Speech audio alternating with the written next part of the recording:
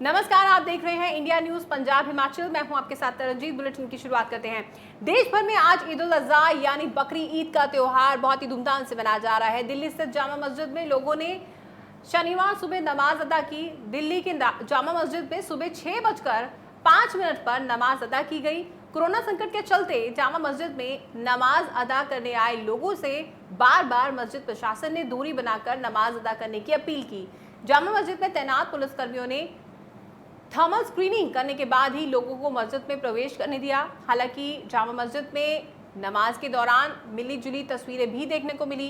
Corona संकट में कुछ नमाजी सोशल डिस्टेंसिंग का पालन करते हुए नजर आए, तो वहीं कुछ इसका उल्लंघन करते हुए भी नजर आए। मस्जिद में जो आगे बैठे लोग थे उन्होंने दूरी बनाकर नमाज अदा की, लेकिन पीछे बैठे लोग बेहद नज़दीक बैठकर नमाज अदा करते नजर आए। तो कहीं ना कहीं अब चूंकि त्योहारों का सिलसिला जारी रहेगा, कोरोना काल में लोगों को समझना होगा कि कैसे सोशल डिस्टेंसिंग की पालना करते हुए वो त्योहार मनाएं, धूमधाम से त्योहार मनाएं, लेकिन इस दौरान सोशल डिस्टेंसिंग की पालना जरूर करें। तमाम रीति रिवाजों के साथ अगर त्योहार मनाए जा रहे हैं तो उस दौरान सोशल डिस्टेंसिंग की पालना करना, मुंह पे मास्क पहनना और तमाम प्रिकॉशंस लेकर चलना बहुत जरूरी है। वहीं बठिंडा में कोरोना वायरस को देखते हुए बकरीद का त्योहार एहतियात के साथ मनाया गया। आपको बता दें कि कोरोना के संक्रमण को देखते हुए बकरीद के मौके पर ईदगाह में ईद की नमाज की इजाज़त नहीं दी गई। मुस्लिम समाज ने भी प्रशासन के साथ सहयोग करते हुए ईदगाह में नमाज अदा करने से परहेज किया और घर में ही नमाज अदा की। लोगों का कहना है कि चूंकि कोरोना की महामारी है, ऐसे में सावधानी बेहद ज़रूरी है, लिहाजा घर में ही नमाज अदा करके त्योहार मनाया जा रहा है। तो आपको बता दें कि बठिंडा में सादगी के साथ ईद का ये त्यौहार मनाया गया। घर में ही नमाज अदा की गई, ईदगाह में नमाज नहीं अदा की गई। दरअसल ईदगाह में नमाज की इजाज़त नहीं दी गई कोरोना काल के चलते, क्योंकि पंजाब में लगातार मामलों में इजाफा होता नजर आ रहा है। सो बकरीद का त्यौहार पंजाब की अगर बात की जाए बहुत ही सादगी से मनाया जा रहा है। वहीं पटियाला में भी मुस्लिम समाज ने बकरीद का त्योहार मनाया। मुस्लिम समुदाय ने कोरोना से जुड़े दिशा निर्देशों का पूरा ख्याल रखा। इस दौरान लोग सोशल डिस्टेंसिंग का पालन करते हुए दिखाई दिए और साथ ही मास्क का भी इस्तेमाल करते हुए दिखाई दिए। पटियाला की सांसद प्रनीत कौर ने वीडियो कॉन्फ्रेंसिंग के जरिए मुस्लिम समुदाय को बकरीद की बधाई दी। इस दौरान मुस्लिम समाज के अध्यक्ष शेर खान ने बताया कि बकरीद का त्योहार सोशल डिस्टेंसिंग का ख्याल रखते हुए बनाया गया है। साथ ही उन्होंने पटियाला की सांसद प्रनीत कौर की बधाई पर धन्यवाद भी दिया।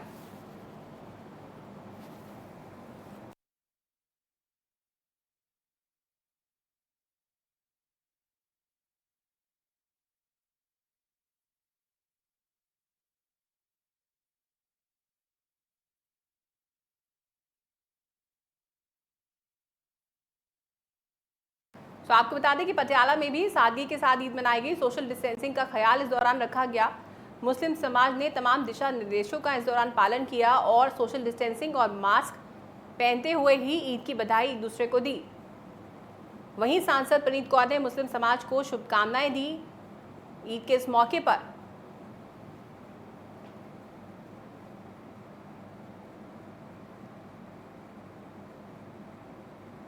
वहीं देश भर में आज 1 अगस्त को ईद मनाई जा रही है, जिसको लेकर मलेरकोटला में भी लोगों ने अपने घर में नमाज अदा की, क्योंकि कोरोना काल में सरकार ने कुछ नियमों को लागू किया है, जिसके मद्देनजर लोगों ने नमाज अदा करते समय सोशल डिस्टेंसिंग का पूरा ख्याल रखा, एक दूसरे को दूर से ही ईद की बधाई भी दी।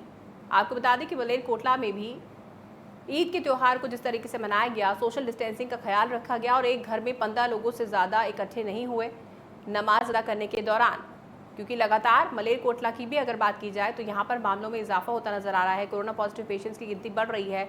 सो मलेरकोटला में भी कोविड-19 के नियमों का ख्याल रखा गया नमाज अदा करते हुए ईद का ये पावन त्यौहार मनाते समय।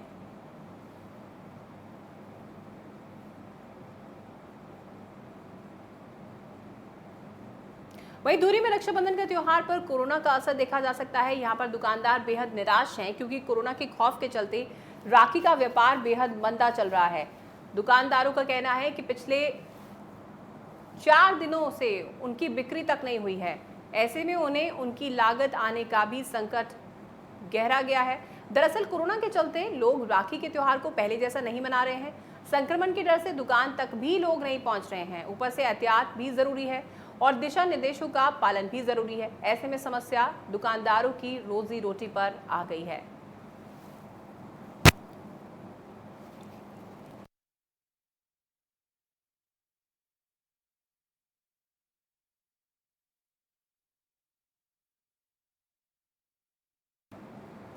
तो आपको बता दें कि राखी की दुकानों पर सन्नाटा पसरा हुआ है। दूरी की अगर बात की जाए तो ज़्यादातर लोग राखी खरीदने नहीं आ रहे हैं, क्योंकि कोरोना के चलते दुकानों पर लोग ज़्यादा नहीं पहुंच रहे हैं, जिससे खरीदार ना मिलने से दुकानदारों को भी बहुत ज़्यादा घाटा हो रहा है। इस बार जिस तरह की रौनक हर साल राखी के इस पावन त्यौहार पर देखने को मिलती है, वो रौनक नज़र नहीं आ रही है मार्केट एरियाज़ में। फिर चाहे पंजाब की बात की जाए, हिमाचल की बात की जाए, देश भर में लोग कहीं ना कहीं, कुछ लोग जो काफ़ी ज़्यादा प्रिकॉशंस लेकर चल रहे हैं एहतियात के तौर पर, वो लोग मार्केट एरियाज़ में कम भी जा रहे हैं, जिसका घाटा हालांकि दुकानदारों को ज़रूर झेलना पड़ रहा है। लेकिन एक तरीके से देखा जाए तो एक अच्छी बात भी है, क्योंकि पंजाब में जिस तरह से कोरोना का कहर बढ़ रहा है, लोग सोशल डिस्टेंसिंग का ख्याल रख रहे हैं। मार्केट एरियाज़ में अगर कम जा रहे हैं तो ये एक अच्छी बात कही जा सकती है। लेकिन कहीं ना कहीं इसका खमियाजा और इसका घाटा त्योहारों पर खास तौर पर दुकानदारों को ज़रूर झेलना पड़ रहा है।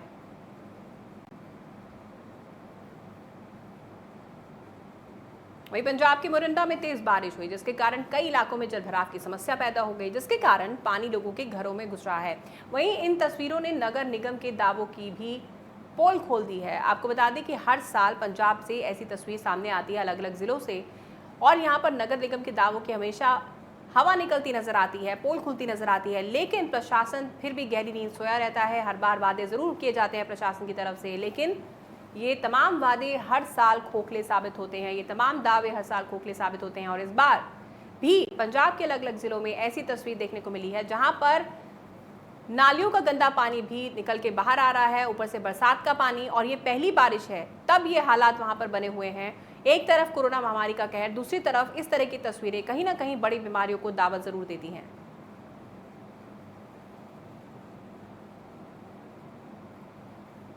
वहीं जालंधर के मशहूर पतीसे की दुकान में अचानक सुबह आग लग गई, जिसके बारे में दुकान के मालिक अशोक छाबड़ा का कहना है कि उन्हें सुबह 5 बजे दुकान में आग लगने की सूचना मिली, जिसके बाद उन्होंने दमकल विभाग को सूचित किया। वहीं मौके पर पहुंची दमकल विभाग ने 3 से 4 घंटे की कड़ी मशक्कत करने के बाद आग पर काबू पाया। आपको बता दें कि जालंधर का ये मामला, जहां पर पतीसे की दुकान में आग लगी और सुबह ये आग लगी, उस दौरान दुकानदार को जब इस बारे में सूचना मिली तो उसने दमकल विभाग को सूचित किया। जालंधर की ये मशहूर पतीसे की दुकान है जहां पर आग लगी। दमकल विभाग ने सही मौके पर पहुंचकर वहां पर आग पर काबू पाया, लेकिन ये आग काफ़ी भीषण थी, इन तस्वीरों से देखा जा सकता है, और इसमें पड़ा सारा सामान जलकर राख हो गया। जी मैंने सवेरे 6:45 वजे आया कि मतलब अंदर साढ़े इतने शॉप से आग लग गई है, तो असी आए तो देखा शॉर्ट सर्किट आग लग गई और जिन्ना अंदर से सब कुछ जल गया। मैंने शॉर्ट सर्किट का लगा। तो कितना का नुकसान हो गया वा? नुकसान मैंने हाले कोई आइडिया नहीं है, क्योंकि मैंने लगता जो कुछ है अंदर सब कुछ स्वाह हो गया। जी 5:55 मिनट से कॉल आई है जी, अग लगी बस्ती दूजा दिलबाग पतीसे वाली दुकान पर। सर अग का कारण की लगन का की कारण लगा? जी अग का लगन का कारण का मालिक दस सकते की कारण होया की नहीं है, बस यही मौके पर आके पहुँच के अग बुझानी शुरू है। वहीं गुरदासपुर में जहरीली शराब के मामले में पुलिस की कार्रवाई जारी है। आपको बता दें कि मरने वाले शख्स के घर से बची हुई जहरीली शराब बरामद की गई है। शराब में गंदगी और कीड़े नजर आए। पूरे पंजाब में जहरीली शराब से 38 लोगों की मौत हो गई है। पुलिस ने 5 टीमों का गठन किया है और छापेमारी वहां पर फिलहाल जारी है। लेकिन यहाँ पर चिंता का विषय ये है कि पंजाब में आखिर इस तरह के मामलों में इजाफा क्यों होता जा रहा है, क्यों प्रशासन की तरफ से, सरकार की तरफ से, हालांकि कहा गया है मजिस्ट्रियल जांच के लिए आदेश दे दिए गए हैं, लेकिन पहले इस तरह की आदेश क्यों नहीं दिए गए, क्यों एक कड़ी कार्रवाई नहीं की गई, जिसके चलते अब 38 लोगों की अब जान चली गई है। वहीं इस तरह के मामले लगातार पंजाब में बढ़ते जा रहे हैं। नशे का रैकेट जो है लगातार बढ़ता जा रहा है पंजाब में। फिलहाल जहरीली शराब मामले में पुलिस की कार्रवाई पूरी तरह से जारी है और यहाँ पर कड़ी कार्रवाई की जा रही है और पता लगाने की कोशिश की जा रही है।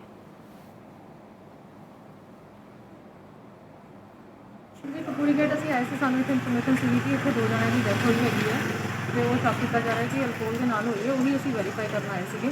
ਹੁਣ ਉਹਨਾਂ ਦੇ ਜਿਹੜੇ ਫੈਮਿਲੀ ਮੈਂਬਰਸ ਨੇ ਉਹਨਾਂ ਦੇ ਬਿਆਨ ਲਿਖ ਰਹੇ ਹੈਗੇ ਆ, ਜਿਸ ਤਰੀਕੇ ਨਾਲ ਵੀ ਉਹ ਕਹਿਣਗੇ ਕਾਰਨਾਂ ਦੀ ਕਾਰਵਾਈ ਅਮਲ 'ਚ ਲਿਆਂਦੀ ਜਾਵੇਗੀ। वहीं बचाला में जहरीली शराब से 8 लोगों की मौत हो चुकी है। मृतकों के घरों में मातम पसरा हुआ है। पीड़ित परिवारों का क्या कहना है हम आपको सुनाते हैं, ताकि आप ये जान सकें कि जिन मौतों को प्रशासन संदिग्ध बता रहा है उसकी सच्चाई आखिर है क्या।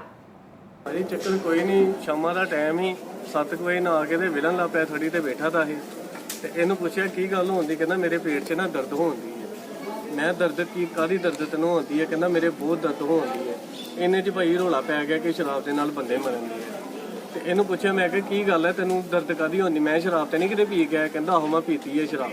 ਮੈਂ ਕਿਹਦੇ ਕੋਲ ਸ਼ਰਾਬ ਪੀ ਕੇ ਆਇਆ, ਕਹਿੰਦਾ ਮੈਂ ਫੌਜਣ ਕੋ ਪੀ ਕੇ ਆਇਆ ਵਾ, ਕਹਿੰਦਾ ਮੈਨੂੰ ਬਚਾ ਲਓ ਮੇਰਾ ਬੜਾ ਬੁਰਾ ਹਾਲ ਹੈ। ਤੇ ਭਾਜੀ 15-20 ਮਿੰਟਾਂ ਦੇ ਵਿੱਚ ਇੰਨਾ ਕੁ ਮਾੜਾ ਹਾਲ ਹੋ ਗਿਆ ਹੀ ਅਸੀਂ ਨਿੰਬੂ ਪਾਣੀ ਇਹਨੂੰ ਪੀਈਏ, ਕਦੀ ਕੁਛ ਪਿਆਈਏ, ਇਹਨੂੰ ਉਲਟੀ ਨਹੀਂ ਆਉਂਦੀ, ਪਤਾ ਨਹੀਂ ਨਾ ਕਹਿੰਦਾ ਮੈਨੂੰ ਆਉਂ ਹੁੰਦੇ ਜੇ ਮੇਰਾ। वहीं पंजाब सरकार ने अनलॉक 3 की गाइडलाइंस जारी कर दी हैं। गाइडलाइंस के मुताबिक रात को कर्फ्यू जारी रहेगा। 5 अगस्त से जिम और योगा संस्थान खुलेंगे। रात 11 बजे से सुबह 5 बजे तक कर्फ्यू रहेगा।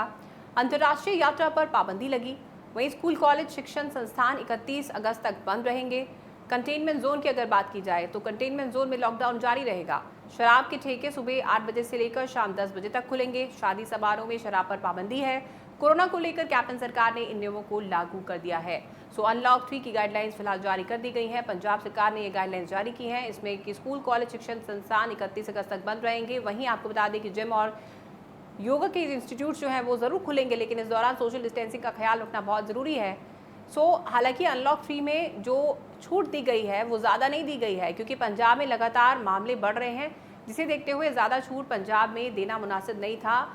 इन तमाम चीज़ों को ख्याल रखते हुए पंजाब में अनलॉक 3 की गाइडलाइंस सेट की गई हैं, ताकि कम से कम लोगों को बाहर निकलने के लिए इजाज़त दी जाए और कोरोना की इस महामारी से लोगों को बचाया जा सके।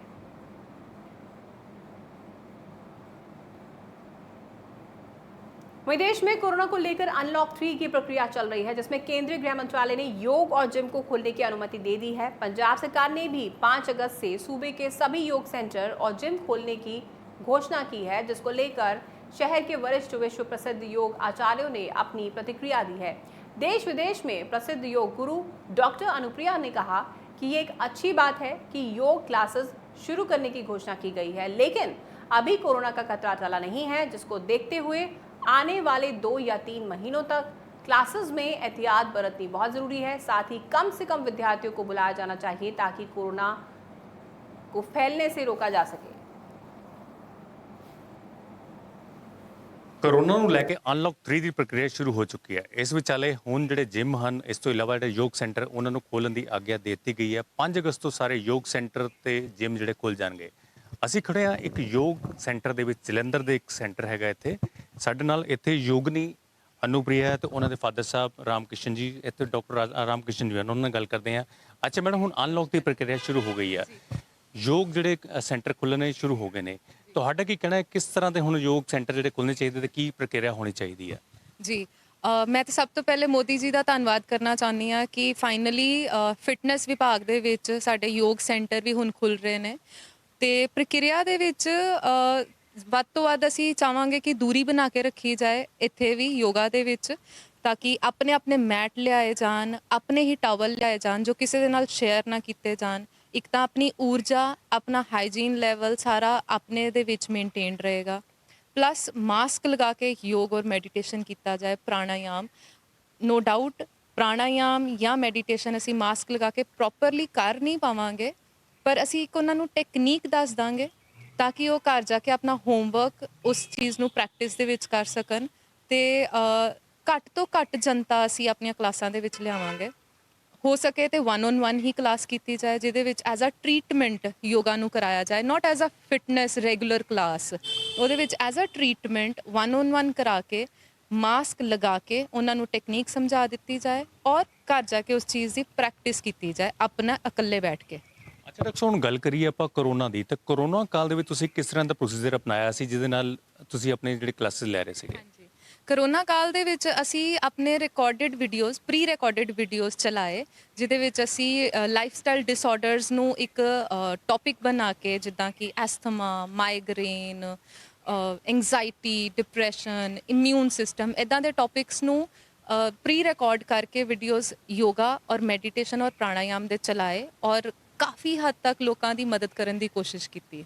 ਤੇ ਹੁਣ ਆਪਾਂ ਗੱਲ ਕਰੀਏ ਯੋਗ ਸੈਂਟਰ ਹੋਰ ਵੀ ਨੇ ਜਲੰਧਰ ਦੇ ਵਿੱਚ ਜਾਂ ਹੋਰ ਸਾਰੇ ਪੰਜਾਬ ਦੇ ਵਿੱਚ ਹੋਣਗੇ, ਉਹਨਾਂ ਨੂੰ ਕੀ ਤੁਸੀਂ ਕਹਿਣਾ ਚਾਹੋਗੇ? ਹੁਣ ਕਲਾਸਿਸ ਜਿੱਦਾਂ ਹੁਣ ਕਾਫੀ ਜ਼ਿਆਦਾ ਬੱਚੇ ਜਿੱਦਾਂ ਸਟੂਡੈਂਟ ਹੁੰਦੇ ਉਹ ਹੋਣੇ ਚਾਹੀਦੇ ਜਾਂ ਨਹੀਂ? ਮੈਂ ਚਲੋ ਕਿਸੇ ਨੂੰ ਗਾਈਡ ਤੇ ਨਹੀਂ ਕਰ ਸਕਦੀ, ਬਟ ਮੈਂ ਇਹੀ ਰਿਕੁਐਸਟ ਕਰਾਂਗੀ ਕਿ ਘੱਟ ਤੋਂ ਘੱਟ ਉੱਥੇ ਸਟੂਡੈਂਟਸ ਨੂੰ ਇਕੱਠਾ ਕਰਨ, ਉਹਨਾਂ ਦੀਆਂ ਟਾਈਮਿੰਗ ਸੈੱਟ ਕਰ ਦਿੱਤੀਆਂ ਜਾਣ। ਜਿਹੜੇ ਮੈਂਬਰਸ ਨੇ ਉਹਨਾਂ ਨੂੰ ਇੱਕ ਸਲੋਟ ਬਣਾ ਕੇ ਵੰਡ ਦਿੱਤਾ ਜਾਵੇ ਕਿ ਕੁਝ ਵੈਸੇ ਤਾਂ ਇੱਕ ਜਾਂ ਦੋ ਹੀ ਸਟੂਡੈਂਟਸ ਨੂੰ ਬੁਲਾਇਆ ਜਾਏ ਸਲੋਟ ਦੇ ਵਿੱਚ, ਤੇ ਬਹੁਤ ਜ਼ਿਆਦਾ ਉਹਨਾਂ ਦੇ ਕੋਲ ਜਨਤਾ ਹੈ ਤੇ ਹਰ ਸਲੋਟ ਦੇ ਵਿੱਚ ਉਹਨਾਂ ਦਾ ਡਿਵਾਈਡ ਕਰ ਦਿੱਤਾ ਜਾਏ ਮੈਂਬਰਸ ਨੂੰ, ਤਾਂ ਕਿ ਹਾਈਜੀਨ ਮੇਨਟੇਨ ਹੋ ਸਕੇ ਔਰ ਸੋਸ਼ਲ ਡਿਸਟੈਂਸਿੰਗ ਨੂੰ ਹਜੇ ਵੀ ਅਸੀਂ ਬਰਕਰਾਰ ਰੱਖ ਸਕੀਏ ਘੱਟੋ ਘੱਟ 3 ਜਾਂ 4 ਮਹੀਨੇ ਤੱਕ। ਠੀਕ ਹੈ, ਤੇ ਅਸੀਂ ਗੱਲ ਕਰਦੇ ਹਾਂ ਸਾਡੇ ਨਾਲ ਹੁਣ ਯੋਗਾਚਾਰਿਆ ਰਾਮਕ੍ਰਿਸ਼ਨ ਜੀ, ਉਹਨਾਂ ਨਾਲ ਵੀ ਗੱਲ ਕਰਦੇ ਹਾਂ। ਅੱਛਾ ਸਰ, ਅਨਲੌਕ ਕਰ ਦਿੱਤਾ ਗਿਆ, ਅਨਲੌਕ 3 ਦੇ ਵਿੱਚ ਹੁਣ ਜਿਹੜੀ ਇਹ ਨਵੀਂ ਗਾਈਡਲਾਈਨ ਆਈ ਆ ਉਹਦੇ ਵਿੱਚ ਜਿਮ ਤੇ ਜਿਹੜੇ ਯੋਗ ਸੈਂਟਰ ਉਹਨਾਂ ਖੋਲ੍ਹਣ ਦੀ ਪਰਮਿਸ਼ਨ ਦੇ ਦਿੱਤੀ ਗਈ ਹੈ। ਤੁਸੀਂ ਹੁਣ ਕਿਸ ਤਰ੍ਹਾਂ ਇਸ ਚੀਜ਼ ਨੂੰ ਲੈਂਦੇ ਹੋ ਤੇ ਕਿਸ ਤਰ੍ਹਾਂ ਅੱਗੋਂ ਕਲਾਸਿਸ ਚਲਾਓਗੇ? ਅਸੀਂ ਤਾਂ ਅਜੇ ਤੇ ਪ੍ਰੀਕਾਸ਼ਨ ਹੀ ਰੱਖਾਂਗੇ ਔਰ ਕਾਫੀ ਜ਼ਿਆਦਾ ਗਾਈਡ ਹੀ ਕਰਾਂਗੇ ਵੀ ਕਿਸੇ ਤਰ੍ਹਾਂ ਦੇ ਲਾਲਚ ਵਿੱਚ ਨਾ ਆਉਣ, ਤਾਂ ਕਿ ਕੁਝ ਲਾਭ ਦੇ ਬਜਾਏ ਹਾਨੀਆਂ ਹੋ ਸਕਦੀਆਂ ਨੇ। ਤਾਂ ਮੈਂ ਤਾਂ ਇਹੀ ਰਿਕੁਐਸਟ ਕਰੂੰਗਾ ਸਭ ਨੂੰ ਐਜ਼ ਏ ਇੱਕ ਸੀਨੀਅਰ। Thank you. ਤੇ ਅਸੀਂ ਗੱਲ ਕਰ ਰਹੇ ਹਾਂ ਹੁਣ ਜਿੱਦਾਂ ਕਿ ਤੁਸੀਂ ਲੋਕਾਂ ਨੂੰ ਵੀ ਇਹ ਕਹਿ ਰਹੇ ਹੋ, ਜਿਹੜਾ ਹੁਣ ਕਹਿ ਰਹੇ ਹੋ ਕਿ ਆਪਣੇ ਸ਼ੁਰੂ ਹੋਣਾ ਚਾਹੀਦਾ ਹੈ ਯੋਗ ਸੈਂਟਰ ਜਿਹੜੇ ਸ਼ੁਰੂ ਹੋ ਰਹੇ ਨੇ, ਬਟ ਲਾਲਚ ਨਾ ਕਰੀਏ। ਕਿਸ ਤਰ੍ਹਾਂ ਦਾ ਲਾਲਚ ਤੇ ਕਿਸ ਤਰ੍ਹਾਂ ਦਾ ਹੁਣ ਕਿੱਦਾਂ ਕੰਮ ਹੋਣੇ ਚਾਹੀਦੇ ਨੇ, ਤੁਸੀਂ ਇਹ ਵੀ ਗਾਈਡ ਕਰ ਦਿਓ ਥੋੜ੍ਹਾ ਜਿਹਾ। ਲਾਲਚ ਤਾਂ ਸਿਰਫ ਇਹ ਹੀ ਹੈ, ਹਰ ਕਿਸੇ ਨੂੰ ਇਹ ਹੈ ਕਿ ਅਸੀਂ ਪੈਸਾ ਕਿਸ ਤਰ੍ਹਾਂ ਇਕੱਠਾ ਕਰ ਸਕਦੇ ਹਾਂ, ਜਾਂ ਜਿਹੜੇ ਲਾਸ ਹੋਏ ਨੇ ਲਾਸ ਜਿਹੜੇ ਕਵਰ ਕਰਨੇ, ਉਹ ਮੇਰੇ ਖਿਆਲ 'ਚ ਤੰਦਰੁਸਤੀ ਅਗਰ ਸਾਡੀ ਰਹੇਗੀ ਤਾਂ ਲਾਸ ਵੀ ਕਵਰ ਹੋ ਜਾਣਗੇ। ਤਾਂ ਨਾ ਤਾਂ ਅਸੀਂ ਕੁਝ ਲੈ ਕੇ ਆਏ ਸੀ, ਨਾ ਕੁਝ ਲੈ ਕੇ ਜਾਣਾ। ਸਭ ਤੋਂ ਪਹਿਲਾਂ ਆਪਣੀ ਸਿਹਤ ਦਾ ਧਿਆਨ ਰੱਖੀਏ, ਫਿਰ ਕਿਸੇ ਦੀ ਆਉਣ ਵਾਲੇ ਜਿਹੜੇ ਸਟੂਡੈਂਟ ਨੇ ਉਹਨਾਂ ਦਾ ਧਿਆਨ ਰੱਖ ਸਕਦੇ ਹਾਂ। ਤੁਸੀਂ ਵੇਖਿਆ ਕਿਸ ਤਰ੍ਹਾਂ ਇੱਥੇ ਜਿਹੜੇ ਯੋਗਾਚਾਰਿਆ ਨੇ ਰਾਮਕ੍ਰਿਸ਼ਨ ਜੀ ਜਾਂ ਯੋਗਨੀ ਅਨੁਪ੍ਰਿਆ ਜੀ, ਉਹਨਾਂ ਦਾ ਕਹਿਣਾ ਹੈ ਕਿ ਹੁਣ ਜਿਹੜੇ ਅਨਲੌਕ ਦੀ ਪ੍ਰਕਿਰਿਆ ਚੱਲ ਰਹੀ ਹੈ, ਇਹ ਪ੍ਰਕਿਰਿਆ ਜਿਹੜੀ ਹੁਣ ਬਹੁਤ ਵਧੀਆ ਹੈ, ਲੇਕਿਨ ਹੁਣ ਪ੍ਰੀਕਾਸ਼ਨ ਬਹੁਤ ਜ਼ਰੂਰੀ ਹੈ ਕਿਉਂਕਿ ਕਰੋਨਾ ਜਿਹੜਾ ਹੈ ਹੁਣ ਪੀਕ ਤੇ ਹੈ। ਇਸ ਵੇਲੇ ਪ੍ਰੀਕਾਸ਼ਨ ਲੈਣੇ ਚਾਹੀਦੀਆਂ, ਮਾਸਕ ਪਾ ਕੇ, ਜਾਂ ਹੁਣ ਜਿਹੜੇ ਸਟੂਡੈਂਟਸ ਨਾਲ ਜਿਹੜੇ ਗੈਪ ਦੇ ਹੈ, ਜਿੰਨੇ ਵੀ ਇਹਤਿਆਤ ਜਿਹੜੀ ਉਹਨਾਂ ਨੇ ਆਪਣੇ ਗਾਈਡਲਾਈਨ ਇਸ਼ੂ ਕੀਤੀਆਂ ਹੈਲਥ ਡਿਪਾਰਟਮੈਂਟ ਦੀਆਂ, ਉਹਨਾਂ ਦੀ ਪਾਲਣਾ ਬਹੁਤ ਹੀ ਜ਼ਰੂਰੀ ਹੈ ਤਾਂ ਕਿ ਇਹ ਬਿਮਾਰੀ ਅੱਗੇ ਨਾ ਵੱਧ सके। कैमरा पर्सन शील देना राजीव अद्वा। वहीं पंजाब में हर रोज कोरोना का रिकॉर्ड टूट रहा है। पिछले 24 घंटे के भीतर 653 कोरोना के नए मामले सामने आए हैं। राज्य में कोरोना के 16,119 से ज्यादा मामले हो चुके हैं। आपको बता दें कि कोरोना से राज्य में 386 लोगों की मौत भी हो चुकी है। 24 घंटे के भीतर 16 लोगों ने अपनी जान गंवा दी है। पंजाब में लगातार मामले बढ़ रहे हैं। वहीं अगर बात की जाए डेथ रेट की, तो 24 घंटे के भीतर 16 लोगों ने अपनी जान गंवा दी, जो कि वाकई चिंता का विषय है। लगातार पंजाब में मामलों में इजाफा हो रहा है। वहीं अगर बात की जाए रिकवरी रेट की, हालांकि रिकवरी रेट ज़रूर अच्छा है, लेकिन कहीं ना कहीं यहाँ पर चिंता का विषय ये भी है कि आखिर पंजाब में कोरोना पर ब्रेक क्यों नहीं लग रही है। जो बढ़ते मामले हैं उन पर ब्रेक क्यों नहीं लग रही है, और इसका रीज़न लोग जानते हैं, क्योंकि लोग खुद लापरवाह हो रहे हैं पूरी तरीके से। अनलॉक 3 चूँकि शुरू हो चुका है, कुछ हद तक छूट भी दी जाएगी, और जब से अनलॉक लागू हुआ है पंजाब में भी, तब से देखा जा रहा है कि केसेस ज़्यादा सामने आ रहे हैं। तो कहीं ना कहीं इसी से अंदाज़ा लगाया जा सकता है कि इसकी वजह, जो केसेस बढ़ रहे हैं, उसकी वजह आखिर क्या है। वहीं पंजाब के अलग अलग हिस्सों में कोरोना का कहर जारी है। कपूरथला के ऐतिहासिक गुरुद्वारा श्री टाली साहब के मुख्य प्रचारक और गांव ब्लेयर खानपुर के शिरोमणि वैद्य संत दया सिंह की कोरोना के चलते उनका निधन हो गया। संत दया सिंह कोरोना पॉजिटिव थे और उनके पिछले कुछ दिनों से अस्पताल में उनका इलाज चल रहा था। संत दया सिंह का निधन लुधियाना में हो गया। तो आपको बता दें कि संत दया सिंह का निधन लुधियाना में हुआ। कोरोना के चलते उनकी जान चली गई।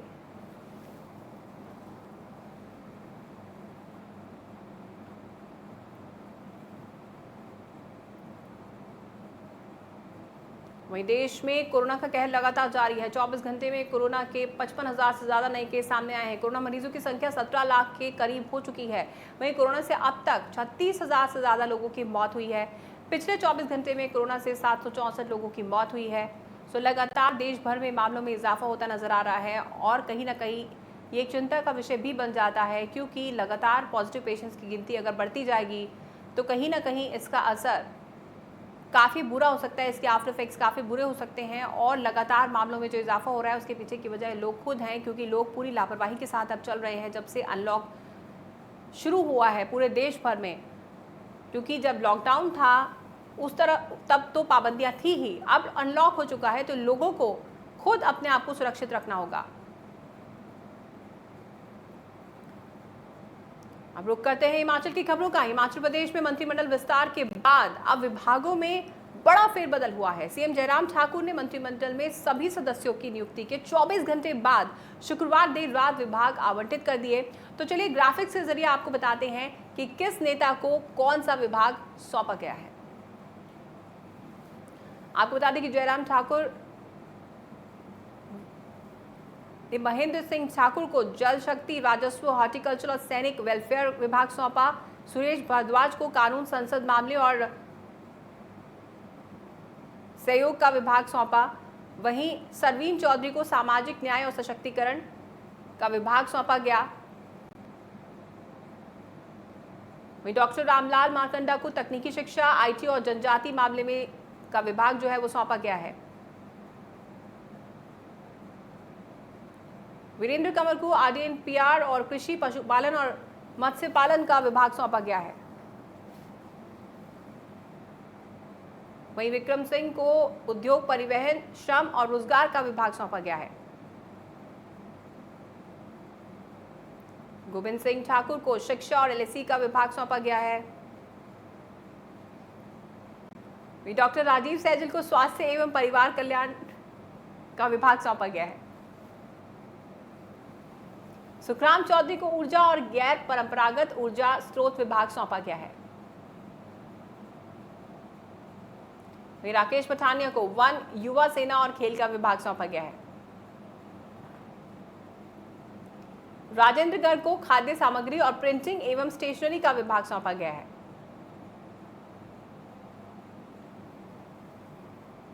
तो आपने देखा कि कौन कौन से विभाग किसे सौंपे गए हैं, हमने आपको ग्राफिक्स के जरिए दिखाया। वहीं हिमाचल में भी कोरोना का कहर लगातार जारी है। पिछले 24 घंटे में 53 नए मामले सामने आए हैं हिमाचल प्रदेश में। प्रदेश में कोरोना के कुल 2564 मामले हैं। एक्टिव कोरोना मामलों की संख्या 1050 के पार हो चुकी है। कोरोना से राज्यों में 1455 से ज्यादा लोग हालांकि ठीक भी हुए हैं। रिकवरी रेट कहा जा सकता है कि अच्छा है, लेकिन मामले लगातार बढ़ रहे हैं। पिछले 24 घंटों में 53 मामलों का सामने आना वाकई चिंता का विषय है। हिमाचल प्रदेश में अलग अलग जिलों में जब केसेस ट्रेस करने की कोशिश की गई तो सामने निकल के ये आता है कि ट्रैवल हिस्ट्री वाले केसेस सबसे ज़्यादा हैं। जो बाहरी क्षेत्रों से लोग आते हैं वो ज़्यादातर उनके चलते जो केसेस हैं वो हिमाचल में बढ़ रहे हैं। सो बहुत ज़रूरी हो जाता है कि वो लोग खुद को क्वारंटीन करें और प्रॉपर प्रिकॉशंस लेकर चलें। और इसी के साथ लोगों की तरफ से जो लापरवाही हिमाचल प्रदेश में भी बढ़ती जा रही है उस पर भी रोक लगनी चाहिए। लोगों को खुद अपने आप को सुरक्षित रखना होगा, मास्क पहनना होगा। हालांकि नियमों की उल्लंघना भी वहां पर की जा रही है। सख्ती जरूर है हिमाचल प्रदेश में, लेकिन लोग नियमों की धज्जियां उड़ाते हुए नजर आ रहे हैं।